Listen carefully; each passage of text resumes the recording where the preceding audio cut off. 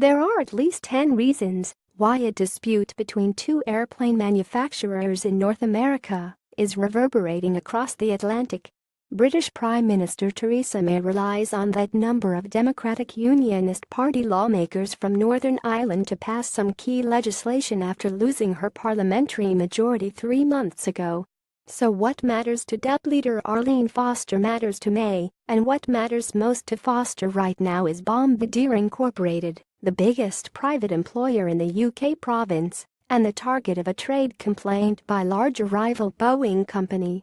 At the behest of Foster, May contacted US President Donald Trump this month to ask him to intervene. Boeing wants the US to impose tariffs against Bombardier over the sales of its C-Series jets at absurdly low prices while receiving unfair government support. The aircraft are partly built in Belfast. May takes her campaign this week to Canada, where she'll discuss the matter with Prime Minister Justin Trudeau. The lobbying continues, Foster said in an interview, adding that the UK's defence, foreign and business secretaries are all actively engaged on the issue alongside May. Ministers are all aware of the importance of this issue to Northern Ireland and are acting in the best interests of everyone living here, she said.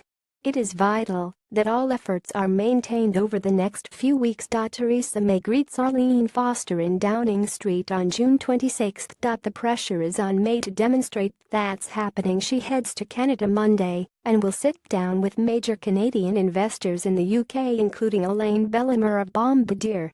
She'll also be talking about trade with Trudeau as she wants Canada's deal with the EU to be copied for a deal with the UK. The DUP is effectively keeping May in charge after a disastrous snap election in June forced her to cut a deal with the party as Britain seeks to exit the European Union.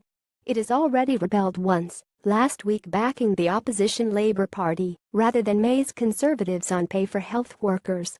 The aim is to get Boeing to drop its case and seek a negotiated settlement with Bombardier, the UK Department of Business said.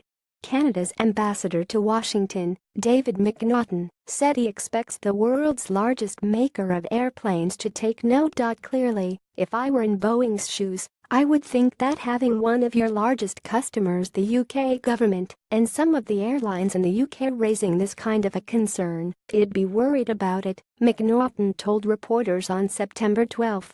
He said the UK had approached Canada and offered to help because of concern about future production in Belfast.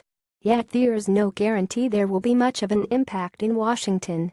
Trump has shown little interest in Northern Ireland, proposing an end to the role of U.S. economic envoy to the region created by President Barack Obama, said Graham Brownlow, an economics professor at Queen's University in Belfast. Will a call from Theresa May make a difference? Possibly, said Brownlow.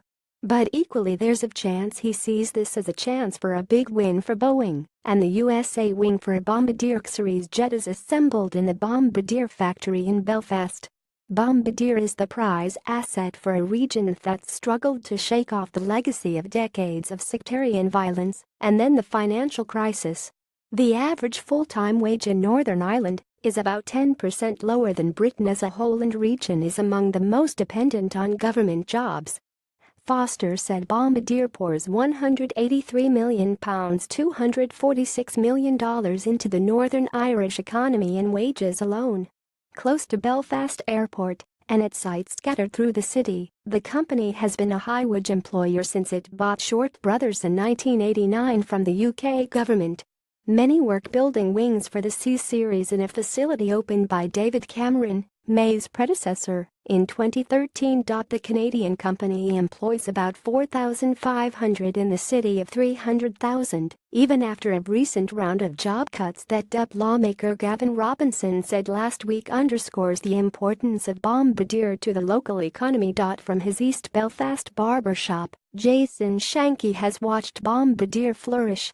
He expects results. A lot of our clients work at Bombardier, and over the years we have seen hundreds and hundreds of them coming into us, said Shanky, 46, who runs 5 barber shops in the city and backs Foster's efforts to keep jobs in Belfast.